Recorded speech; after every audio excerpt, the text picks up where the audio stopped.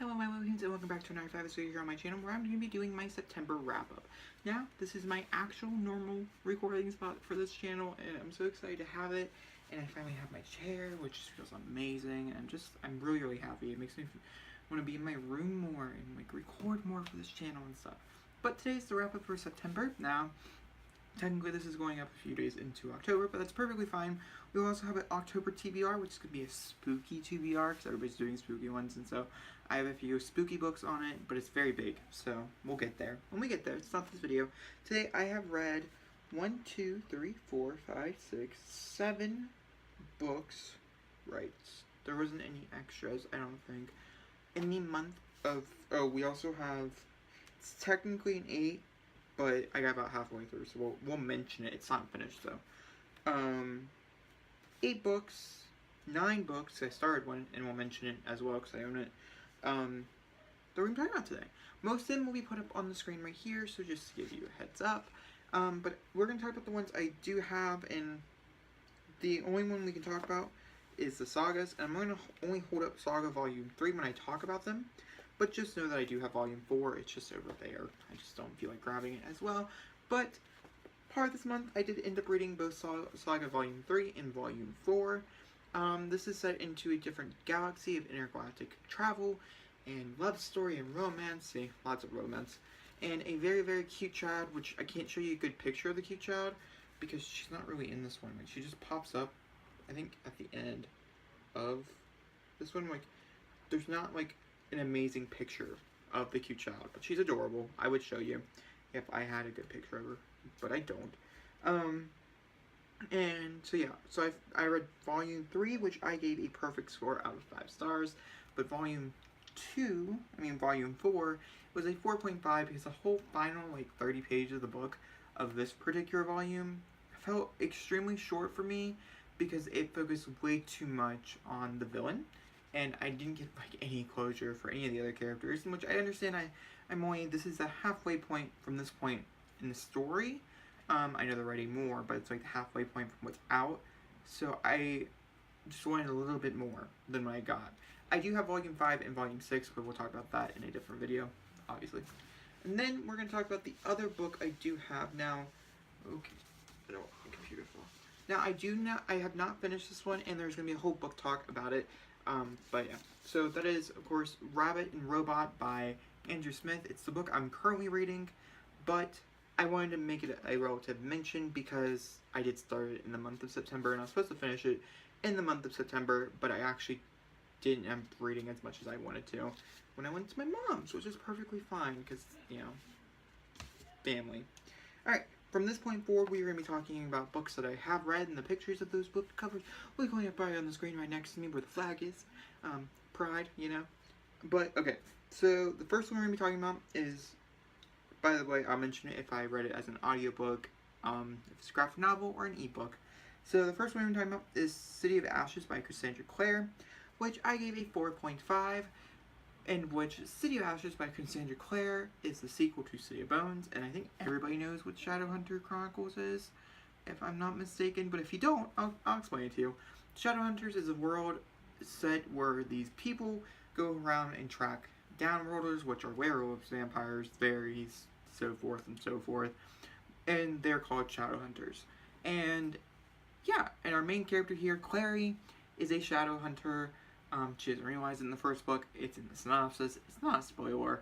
And she meets a character that she ends up really liking, but there's a lot of drama behind it. The second one really picks up that drama, and it did have a good twist at the end that I didn't know because I've only seen the first movie and part of the first season of the TV show that came out, so I had no idea this was going to happen, but there's a lot of stuff I did know.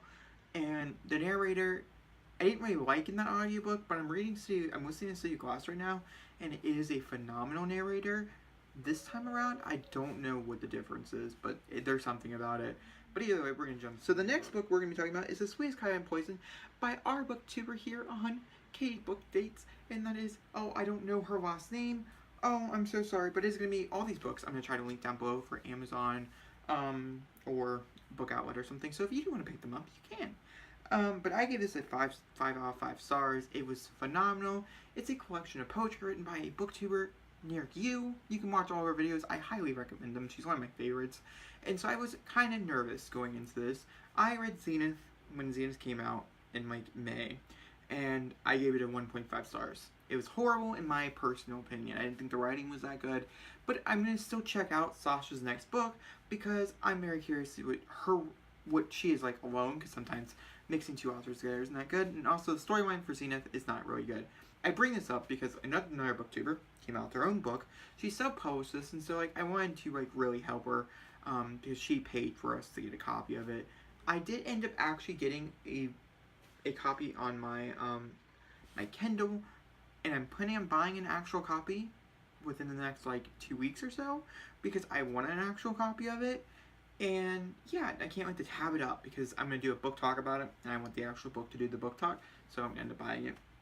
But it was amazing. The Sweetest Kind of Poison, I highly, highly, highly recommend. I think it's like Katie Weismer, I think is her last name. I could be wrong. I think it starts with a W. And it's a collection of poetry about abusive relationships and the recovery of abusive relationships and things like that. And it hit home really hard, and it was just phenomenal. The writing was phenomenal. Everything about it was just, it was phenomenal. So we're going to move on to the next one, which we had a lot of vibes. So that's good. The next book we're going to be talking about is Cress by Marissa Meyer. Now, if you guys have known that I'm marifying this series right now throughout this year, I'm going to be picking up Winter in this month or next month, and I'm in love with this series, okay? Cress was my most anticipated book out of this whole entire book series because Rapunzel was my favorite princess of all time. I love Rapunzel. I mean, I'm looking at her right now. She's right there. And I love her to death, okay? And so, Cress by Marissa Meyer, I'll explain to you what they are. I was told before I started reading these that you should read them in order, but you don't have to. That they don't go together. Whoever told me that is a freaking liar. Okay, you have to read them in order. Don't listen to anybody. And I highly, highly recommend the audiobook. I listened to this one as an audiobook, and I've listened to every book prior to this as an audiobook, and they're phenomenal. By the last like 3 hours, you're not going to stop.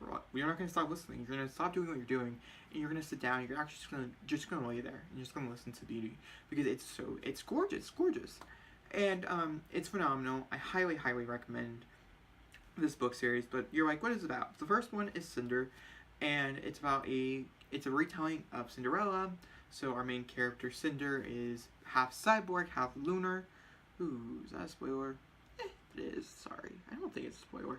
But she's not cyborg, and it's a no-no in society.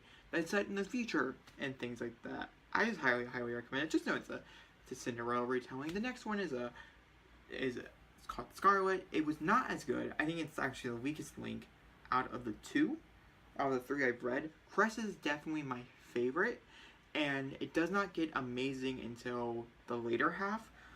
But when you hit a mark, it's literally phenomenal, and you just can't stop listening to it. My only issue is that Cress herself is not in most of the last book, like if you read the books, you understand what I mean. And so that was my only critique, but it's fine. I enjoyed it just as much because I love all these characters. So we're gonna now the next book that I'm gonna be talking about is Boy Erased, which I did end up DNFing about halfway through, in which this was another audiobook. I started at the very beginning of the month, and it literally put me in a reading slump. So that's great. I mean, I ended up reading like 8 books a month, but it put me in a reading slump. It was pretty bad, and it's not the book is bad, okay? And I'm really looking forward to the movie that's coming out later on this month.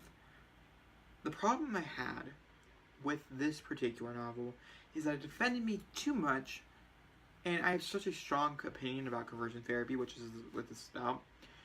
I have such an extreme strong opinion about it that it was just unreadable to me because like everything they're chanting at you is just I could go into a very big long rant about, let's say that. So I didn't like it. Nope, did not like it at all. So we're moving on to the next book, in which the next book is Buffy Season 9 Volume 3 Library Edition, which is the ending to Buffy Season 9. And I read Buffy Season 8 at the very end of last year. I read it all in one go, and then I read Buffy Season 9 all in one go. These are phenomenal. I'm going to tell you what Buffy the Vampire Slayer is about. These are graphic novels that is based off a television series, which is sitting right there, which is ironic. And it's about a girl who, when she's when she's a freshman in high school, she realizes someone walks up to her and tells her, "Hey, you are a Slayer. You are a vampire slayer," which means just kind of like Shadowhunters, they kill all the demons, but it doesn't, like, there's so many different types of demons. I have a whole demonology book dedicated to the demons inside these books. But, and yeah, and she has several good characters and things like that. I think season 9 has particularly been one of my favorite comic book reads series. Not my favorite comic books, because Saga is definitely my favorite comic books. But, they're amazing. The graphic novels are particularly amazing. So I did want to mention it, because I did finish it. And then right before I end this, I do want to mention the fact that I'm having such a good reading year. I've had so many 5 stars, and I mean, I could pop up some statistics, which I think I'm going to do for my Goodreads right here. And I'm having such, as you guys can tell, like, my ratings are so high, and I don't know if that means I need to be like a little harsher on books, and so I'm going to take that into content, oh my gosh, you know what I mean, I'm going to take it into consideration for the rest of the year. There's a lot of books that are coming out that I'm really looking forward to, such as Rabbit and Robot, but I'm much more critiquey about Rabbit and Robot, and like Back for Tabby's new one that's coming out in 2 weeks. I want to be much more critiquey about those books than I am about some other books, but I still hope this is part of my, hopefully it's a good contender for my favorite book of the year. Maybe, possibly, I don't think so. Right now it's shaping out to be a 4, but we will see where it actually goes. It could be a 5. And yeah, and also we'll talk about later on as we get closer to the end of the year, my actual, like, picks that I'm choosing and stuff, how I'm choosing my top 18 books of the year. I will definitely have 18 books I'm working to get 100 before the year's over, so that's my goal, is to read 100 books this year. We will see. And right before I end this, I just want to go through, sorry if this video is a little long, but the wrap-up is right there, so you can, of course, go away, click on a different video, go watch somebody else's wrap-up, what else did they read, and also, if you have any recommendations, if you have a very, very particular spooky title you like, ooh, it's gonna scare me. I like horror, I like mystery, or I like thriller, I like them all. Horror is really hard to find, so if you have a good one, please comment it down below. But I want to very quickly mention the TV shows and movies that I watched. I'm not going to put anything up on the screen.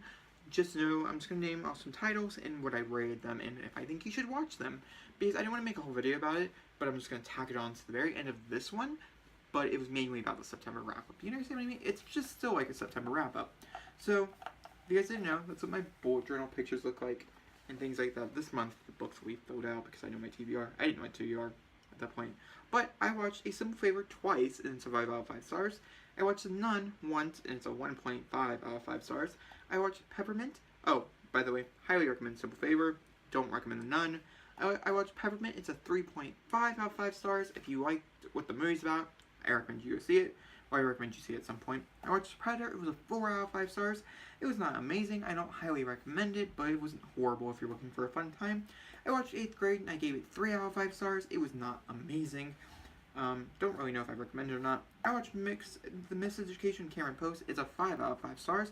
It's a contender to be my top favorite movie of the year. So, I highly recommend you see it.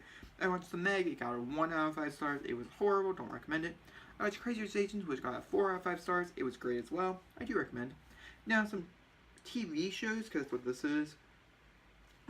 Side note, I saw Smallfoot this weekend. I gave it like a 3.5 out of 5 stars. It was really, really good. I do recommend it. But for Glee, I watched Glee Season 1 and Season 2. They were rewatches. They were phenomenal. Oh my gosh, I was in a Glee funk. It was great. I do recommend that TV show. Gifted Season 1, I'm on like episode 6. I love it, so I do recommend. In The Good Place Season 2, it was the second half of Season 2. And, yeah, it was pretty phenomenal as well. That's my wrap-up, so if you enjoyed this video, please give me a big fat thumbs up. Don't comment down below. Subscribe button. I'll see you guys all next time for another beautiful little video. Bye.